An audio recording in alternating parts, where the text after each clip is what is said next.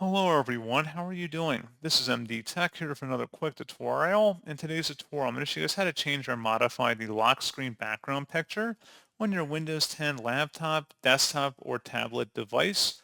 So this should hopefully be a pretty straightforward process here, guys. And without further ado, let's go ahead and jump straight into it. So all you have to do is open up the search menu, and you want to type in settings. Best result, should come back with settings. Go ahead and open that up. Select the personalization tile, and then you want to select the lock screen on the left side. On the right side where it says background, you can click on the drop down and you can select either Windows Spotlight, a picture that you would manually select, or you can select a slideshow as well, whatever your preference may be to configuring that. And that's all you have to do. So pretty straightforward process on that, guys. And as always, thank you for watching. I do hope that was able to help you out, and I do look forward to catching you all in the next tutorial. Goodbye.